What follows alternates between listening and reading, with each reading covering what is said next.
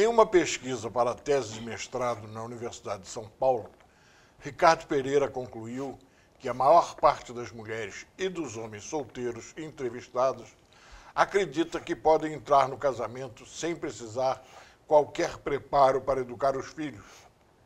O segredo para eles é a disciplina que receberam dos próprios pais, corrigindo o que eles faziam de errado. Quase sempre nós sabemos o que está errado no sistema ou método que nossos pais usaram para nos dar educação e disciplina, e ficamos revoltados com alguns erros grosseiros, como de bater, puxar a orelha, torcer o braço, beliscar, dar tapas, arrastar a criança, insultá-la, gritar, xingar, desrespeitá-la de qualquer modo. Antes de casar, ter filhos e lidar com eles, todos afirmam ser contra qualquer tipo de violência e acreditar que são capazes de lidar com qualquer situação. Criticam as crianças indisciplinadas e manhosas e atribuem isso à incapacidade dos pais para educá-las convenientemente. Antes de termos filhos, nós todos temos excelente imagem de nós mesmos e da nossa capacidade de educar. Nós nos vemos como pessoas perfeitamente capazes de um bom relacionamento humano, respeitoso e pacífico com os filhos. Mas, entrevistando pais e mães de primeira viagem e com relativamente pouco tempo de paternidade ou maternidade, a imagem começa a mudar. E não demora muito e percebemos que, diante de situações que eles sempre criticaram antes, passam a agir do mesmo modo como antes criticaram no comportamento dos seus pais. Em resumo, na prática, a teoria é outra. A segunda imagem ilusória a cair é a da não violência. Quase ninguém admite que depois das ameaças e de tentar fazer medo às crianças, vamos começar a usar de violência verbal e física na tentativa de contê-las.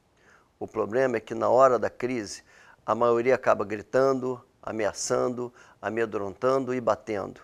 Infelizmente, é da natureza humana e da falta de preparo para enfrentar a tarefa de conter, disciplinar e educar. Mesmo pessoas que, em tese, deveriam estar bem preparadas para lidar com as situações que as crianças criam, como, por exemplo, as professoras, esbarram na falta de preparo e na crença de que o amor pode tudo e que basta amar para educar.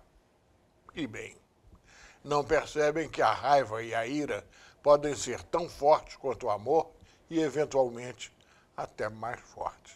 Mesmo depois de episódios em que perderam a paciência com a criança, mães e pais não admitem que são capazes de ter raiva e de perder as estribeiras com os filhos.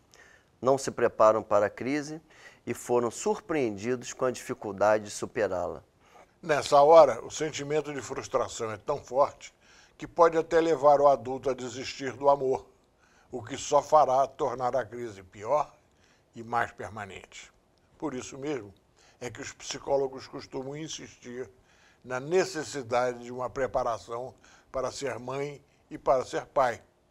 É preciso combater e vencer a falta de uma visão realista e entender que ter raiva de uma filha ou de um filho em determinado momento é até natural e aceitável, como devemos estar preparados para aceitar o momento de raiva contra nós.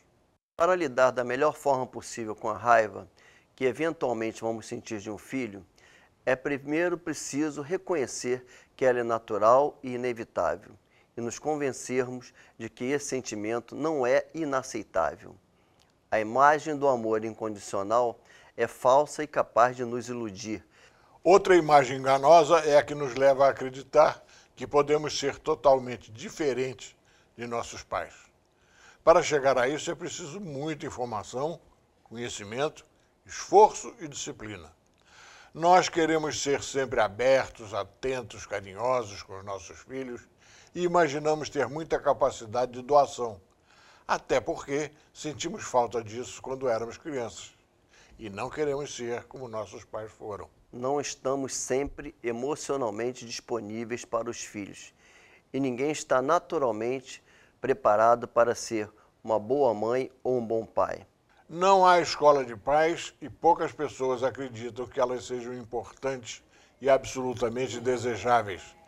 principalmente nesses tempos em que a ética e a moral estão tão enfraquecidos. As crises entre pais e filhos geralmente começam com incidentes de pouca importância, fácil de contornar, mas que pegam o adulto em um mau momento pelas mais diversas razões. Quando a nossa reação é muito maior do que a provocação, a criança percebe e sente-se injustiçada e também reagem para pior. O curioso é que nós, adultos, podemos admitir nossos problemas, nosso mau momento, nosso mau humor, mas raramente admitimos que a criança também pode estar com um problema, estar atravessando um mau momento ou estar mal-humorada. A imagem de que a criança é sempre boa e tem mesmo que ser boa é uma imagem ilusória e que não se sustenta na prática. A primeira vez que a criança faz alguma coisa que não está de acordo com essa imagem é quase sempre um choque para os pais. É evidente que não vai adiantar perguntar à criança como é que ela, tão boazinha, é capaz de fazer uma coisa dessas. Crianças contrariadas em seus desejos, em seus direitos, podem desejar e dizer coisas terríveis para os pais. E quando ordenamos que ela pare imediatamente com a agressão, custamos a admitir que ela possa continuar, porque isso ofende muito a nossa autoridade e não estamos preparados para essa situação.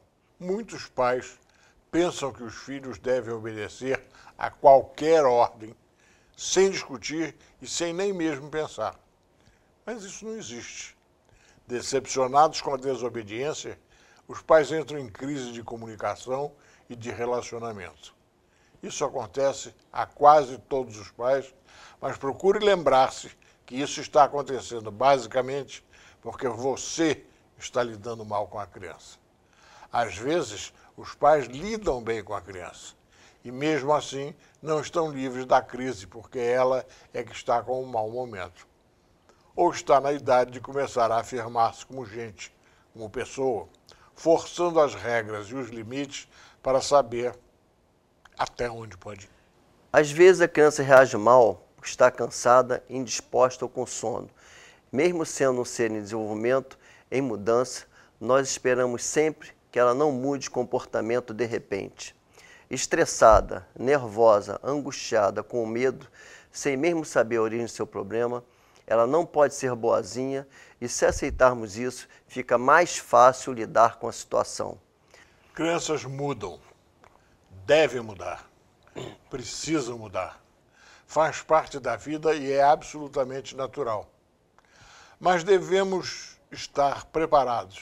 É uma contradição, queremos que a criança se desenvolva, mas não queremos que ela mude e que ganhe personalidade.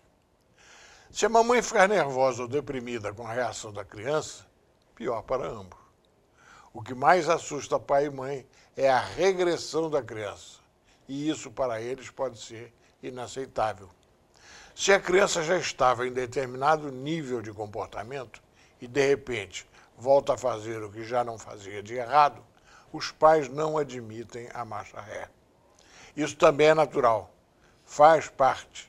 E há muitos motivos que determinam essas regressões. Morte na família, mudança de casa, mudança de escola, a chegada de um irmão ou irmã. Devemos estar atentos para entender essa regressão, que é passageira e uma fase. Estresse, decepção, problemas econômicos, trânsito engarrafado, má saúde, calor demais, frio excessivo, frustração, há uma série de circunstâncias que nos afetam diariamente, que tiram nossa paciência e que predispõem o próprio organismo para reações mal-humoradas e para irritação. Deprimidos, pouco compreensivos, podemos até entender nossas reações e algumas atitudes das crianças, mas devemos imaginar que o dia delas pode ter sido muito difícil, frustrante e estressante, e que ela também tem justificativas para se mostrar-se mal-humorada e pouco interessada em colaborar ou preocupada com relações humanas. Só que ela, a criança, ainda não está pronta, não tem capacidade suficiente para enfrentar e resolver situações, principalmente as que envolvem alguma emoção. Enquanto nós, adultos, já estamos maduros e, em tese, aptos a enfrentar situações emocionais de modo mais controlado. A criança quase não tem o que fazer para enfrentar e vencer uma crise. Nós é que não podemos ficar emocionalmente ausentes e devemos ter sempre a clareza para enfrentar ou saber contornar a crise. É um dever de pai e mãe.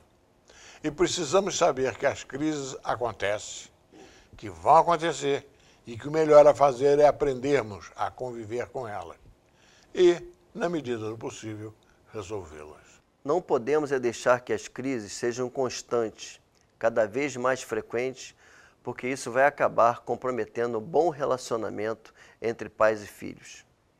Nos tempos atuais de família em mudança, também é importante notar que há cada vez menos respeito pelas ideias um do outro, dentro do próprio casal.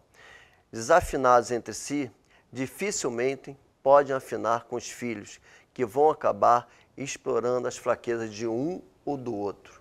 Educar é, sem dúvida, uma tarefa conjunta de marido e mulher. E é impossível obter bons resultados quando cada um puxa por um lado. Não importa, no caso, quem tem razão.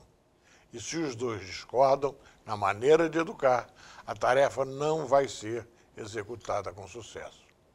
Isso quer dizer que não é preciso ter um pensamento único, mas que é desejável que pai e mãe estejam de acordo sobre como lidar com a criança, orientá-la e dar-lhe educação. Pelo menos em linhas gerais e nos assuntos básicos. Pior do que ter pais repressivos ou ter pais permissivos é ter pais em que um é repressivo e o outro é permissivo. A própria criança vai sentir-se insegura e sem saber o que é certo e o que é errado. Além disso, a própria autoridade dos pais fica estremecida. Os pais também precisam crescer junto com os filhos, ter informação sobre o que significa cada fase do desenvolvimento da criança, o que ela significa e como se manifesta, e mudar, como elas mudam, para estar afinados com os filhos e não em oposição. Principalmente quando essas mudanças são mais radicais, significativas e dramáticas. Para conseguir isso, não basta amor e boa vontade. É preciso informação, algum esforço de adaptação, paciência, respeito e abandonar imagens ilusórias sobre as crianças.